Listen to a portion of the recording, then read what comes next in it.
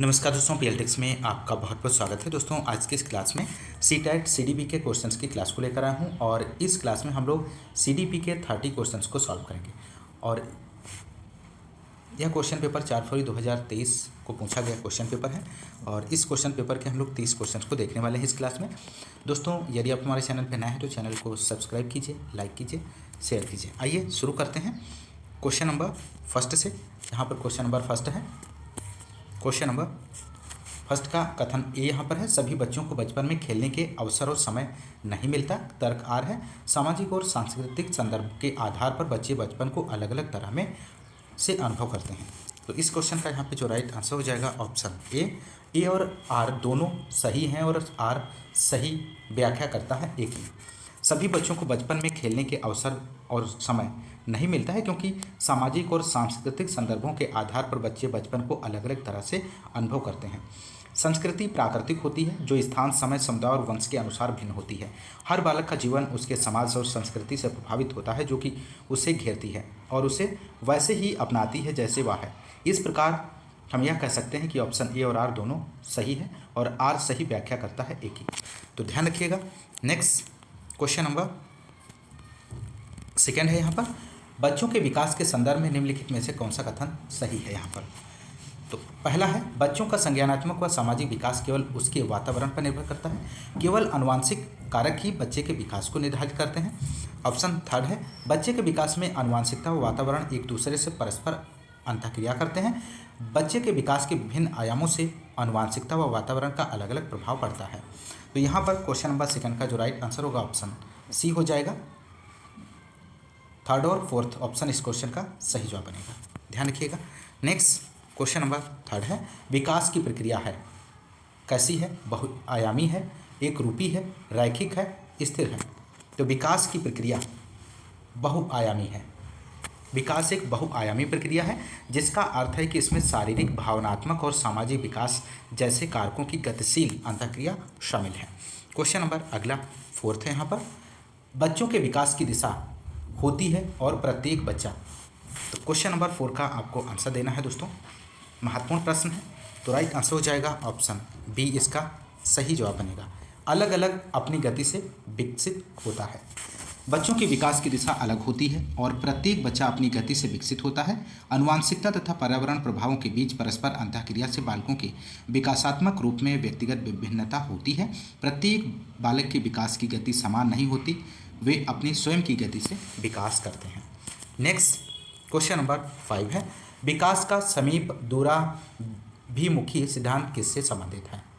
तो proximodistal principle of development is related to. तो 5 का आंसर ऑप्शन ए हो जाएगा, फिजिकल डेवलपमेंट, शारीरिक विकास से संबंधित है। नेक्स्ट क्वेश्चन नंबर 6, किशोरों के सामाजिकरण के लिए निम्नलिखित में से कौन सी संस्थाएं महत्वपूर्ण द्वितीयक संस्थाएं हैं। दिए गए ऑप्शंस में से राइट आंसर का चयन करना है। तो यहाँ पर राइट आंसर होगा ऑप्शन ए, मीडिया, किताबें, धर्म। किशोरों के सामाजिकरण के लिए मीडिया, किताबें, धर्म महत्वपूर्ण द्वितीयक संस्थाएं हैं और वही परिवार व परिवार के सदस्य बच्चे के सामाजिकरण के लिए प्राथमिक संस्था है क्योंकि यह बचपन से ही किसी बच्चे की बुनियादी ज़रूरतों को पूरा करते हैं। क्वेश्चन नंबर अगला यहाँ पर 7 दिया गया है दोस्तों, पियाजे मानसिक संरचनाएं जो सोच का आधार है के लिए किस शब्द का इस्तेमाल करते हैं। संतुलीकरण, परिपक्वता, स्कीमा, समीपस्थ विकास का क्षेत्र। तो 7 का यहाँ पे जो राइट आंसर होगा ऑप्शन सी हो जाएगा, स्कीमा। पियाजे के अनुसार मानसिक संरचनाएं जो सोच का आधार है या व्यक्ति अपने व्यवहारिक जीवन में कार्य करने की जो क्रिया अपनाते हैं वही उसका स्कीमा होता है। नेक्स्ट क्वेश्चन नंबर 8, निम्नलिखित में से कौन सा युग्म सही मिलान है। तो 8 का यहाँ पर राइट आंसर देना है। तो यहाँ पर जो सही जवाब बनेगा ऑप्शन सी हो जाएगा, मूर्त संक्रियात्मक अवस्था तर्क का मूर्त समस्याओं पर प्रयोग है। नेक्स्ट क्वेश्चन नंबर 9, पियाजे के सिद्धांतों के अनुसार स्थगित अनुकरण व नाटकीय खेल करने की क्षमता बालक द्वारा संसार को संवेदी चालक परिप्रेक्ष्य में देखने के चरण से आगे बढ़कर संसार को किसके आधार पर संज्ञान करने की ओर ले जाती है। तो क्वेश्चन नंबर 9 का जो राइट आंसर होगा ऑप्शन ए हो जाएगा, मानसिक प्रतिनिधित्वता की ओर के आधार पर संज्ञान करने की ओर ले जाती है। मेंटल रिप्रेजेंटेशन पियाजे के सिद्धांत के अनुसार स्थगित अनुकरण व नाटकीय खेल करने की क्षमता बालक द्वारा संसार को संवेदी चालक परिप्रेक्ष्य में देखने के चरण से आगे बढ़कर संसार को मानसिक प्रतिनिधित्वता के आधार पर संज्ञान करने की ओर ले जाती है। क्वेश्चन नंबर अगला 10 है यहाँ पर। माहिरा का मानना है कि सही व गलत का नियंत्रण बाहरी कारकों से होता है और वह प्राधिकारकों के द्वारा लागू किए गए नियमों को स्वीकारती है। वह कोहलबर्ग के नैतिक सिद्धांत के किस स्तर पर है? तो क्वेश्चन नंबर 10 का यहाँ पर जो राइट आंसर होगा ऑप्शन डी हो जाएगा, पूर्व पारंपरिक। नेक्स्ट क्वेश्चन नंबर 11, लेव वाइगोत्स्की के अनुसार संज्ञानात्मक विकास का प्रमुख कारण क्या है? अनुकरण है, संगठन है, सामाजिक अंतःक्रिया है या अनुकूलन है? तो 11 का यहाँ पे जो राइट आंसर होगा ऑप्शन सी, सामाजिक अंतःक्रिया। लेव वाइगोत्स्की के अनुसार संज्ञानात्मक विकास का प्रमुख कारण सामाजिक अंतःक्रिया है, क्योंकि उनका सिद्धांत इस बात पर जोर देता है कि बच्चे कुशल और जानकार लोगों के साथ बातचीत और सहयोग से सीखते हैं। क्वेश्चन नंबर नेक्स्ट 12 है। यह विचार की भाषा संज्ञानात्मक विकास को सुगम बनाती है, किसके द्वारा प्रस्तावित किया गया है? लेव वाइगोत्स्की का, जीन पियाजे, हार्वर्ड गार्डनर, लॉरेंस कोहलबर्ग। तो 12 का जो आंसर होगा ऑप्शन ए हो जाएगा, लेव वाइगोत्स्की के द्वारा। क्वेश्चन नंबर अगला 13 क्वेश्चन नंबर है। लेव वाइगोत्स्की के अनुसार बच्चों के संज्ञानात्मक विकास को प्रभावित करने के लिए बहुत महत्वपूर्ण है। तो यहाँ पर पहला दिया गया है अनुकूलन, सजा, रटकर स्मरण, सांस्कृतिक उपकरण। तो यहाँ पर जो राइट आंसर होगा ऑप्शन डी हो जाएगा, सांस्कृतिक उपकरण। लेव वाइगोत्स्की के अनुसार सांस्कृतिक उपकरण बच्चों के संज्ञानात्मक विकास को प्रभावित करने के लिए बहुत महत्वपूर्ण है। उनके अनुसार बच्चे के विकास के लिए 3 मुख्य आवश्यकताएं हैं, जो हैं सामाजिक संपर्क, संस्कृति और भाषा। ध्यान रखिएगा, महत्वपूर्ण है। क्वेश्चन नंबर 14 की बात करेंगे। राम में जगहों को पहचानने व उसके अनुरूप संचालन करने जैसे कि नौचालन के कौशल हैं। हार्वर्ड गार्डनर के सिद्धांत के अनुसार राम के किस बुद्धि की मात्रा अधिक है? प्राकृतिक बुद्धि, प्रकृतिवादी या अंतर्वैयक्तिक या स्थानिक या संगीतमय? तो क्वेश्चन नंबर 14 का जो राइट आंसर होगा दोस्तों ऑप्शन सी हो जाएगा, स्थानिक। स्थानिक बुद्धि इसका सही जवाब बनेगा दोस्तों। और हार्वर्ड गार्डनर के अनुसार बुद्धि जो है 8 बुद्धि के उन्होंने प्रकार बताए थे। ध्यान रखिएगा। अगला क्वेश्चन नंबर 15 है। मूल्यांकन की योजना बनाते समय शिक्षक को निम्नलिखित में से किन बातों को ध्यान में नहीं रखना चाहिए? तो नहीं पूछा गया है। तो 15 का आंसर आप लोग दीजिए दोस्तों, इसका सही जवाब क्या बनेगा? तो 15 का जो राइट आंसर होगा दोस्तों ऑप्शन सी हो जाएगा, मैं छात्रों का नामीकरण व प्रत्येकीकरण कैसे कर सकता हूँ। नेक्स्ट क्वेश्चन नंबर 16 है। कथन ये है, एक समावेशी कक्षा में किसी भी बच्चे के लिए पाठ्यचर्या में समावेशन नहीं किया जाना चाहिए। तर्क आर है, यदि पाठ्यचर्या में उन्हें लचीलापन प्रदान किया जाता है तो बच्चे प्रभावी ढंग से नहीं सीखते। तो 16 का जो आंसर होगा ऑप्शन डी इसका सही जवाब हो जाएगा। ऑप्शन ए और आर दोनों गलत ऑप्शन यहाँ पर हो जाएंगे, तो आप लोग ध्यान रखिएगा।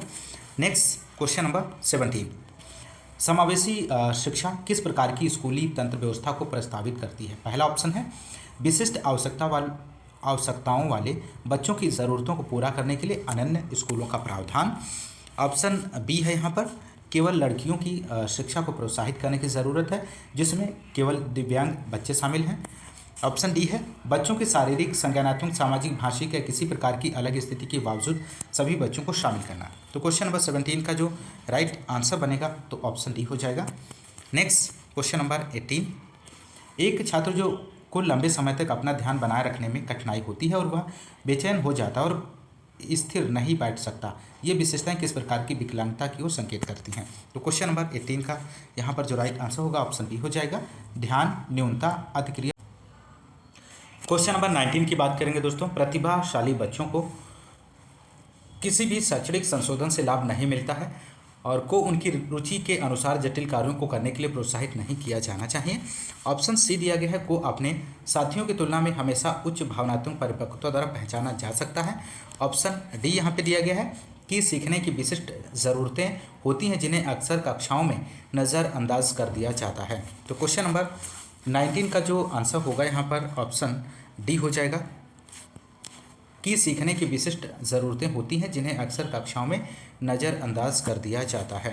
क्वेश्चन नंबर नेक्स्ट 20, शारीरिक गति विकलांगता से जूझते विद्यार्थियों के लिए निम्न में से कौन सा गतिशीलता सहायक तकनीकी का उदाहरण है? तो 20 का यहाँ पर जो आंसर हो जाएगा पहला, व्हील चेयर पहिया कुर्सी, इस क्वेश्चन का सही जवाब बनेगा। क्वेश्चन नंबर नेक्स्ट 21 है, निम्नलिखित में से कौन सा कारक सीखने की अभिप्रेरणा को बढ़ावा देता है? तो 21 का राइट आंसर क्या बनेगा दोस्तों? ऑप्शन बी सही जवाब हो जाएगा, लक्ष्यों की पूर्ति करने में खुद की संतुष्टि। नेक्स्ट क्वेश्चन नंबर 22 की बात करेंगे। यहाँ पर मध्य विद्यालय में बच्चे सक्रिय रूप से अर्थ का निर्माण किस प्रक्रिया द्वारा नहीं करते हैं? तो 22 का यहाँ पे जो राइट आंसर होगा ऑप्शन डी बनेगा, बार बार वेधन, repeated drill. Next question number 23 है, शिक्षा की समसामयिक नीतियां जैसे कि राष्ट्रीय शिक्षा नीति 2020 इस बात पर जोर देती है कि स्कूलों में शिक्षा किसके द्वारा होनी चाहिए? तो 23 का जो राइट आंसर होगा दोस्तों ऑप्शन डी हो जाएगा, खोज और अन्वेषण के द्वारा होनी चाहिए। नेक्स्ट क्वेश्चन नंबर 24 है, निम्नलिखित में से कौन सा कथन एक सामाजिक रचनात्मक कक्षा में होने वाले आकलन के संदर्भ में सही नहीं है? तो 24 का यहाँ पे जो राइट आंसर होगा दोस्तों ऑप्शन बी हो जाएगा, आकलन कागज कलम परीक्षणों के माध्यम द्वारा केवल साल के अंत में किया जाना चाहिए। नेक्स्ट क्वेश्चन नंबर 25 है, कथन दिया गया है, ए शिक्षिकाओं को बच्चों को कक्षा में अपने अनुभवों को साझा करने के लिए प्रोत्साहित करना चाहिए। तर्क आ रहे बच्चे स्कूल में अपने साथ सीखने के महत्वपूर्ण अनुभव लेकर आते हैं, सही विकल्प चुनें। तो यहाँ पर क्वेश्चन नंबर 25 का आंसर आपको देना है, क्या बनेगा दोस्तों? तो इसका राइट आंसर होगा ऑप्शन ए और आर दोनों सही हैं और आर सही व्याख्या करता है ए की। नेक्स्ट क्वेश्चन नंबर 26 है, जब विद्यार्थी किसी कार्य में अपनी असफलता का कारण और कारकों को मानते हैं तब वे कड़ी मेहनत में लगने की संभावना रखते हैं। तो 26 का राइट आंसर जो होगा ऑप्शन ए हो जाएगा, आंतरिक नियंत्रण योग्य। नेक्स्ट क्वेश्चन नंबर 27, प्रभावी समस्या समाधान को किसके द्वारा बढ़ावा नहीं किया जा सकता? क्वेश्चन नंबर 27 का यहाँ पर जो राइट आंसर होगा ऑप्शन सी हो जाएगा, ज्ञान के पुनरुत्पादन पर ध्यान केंद्रित करना।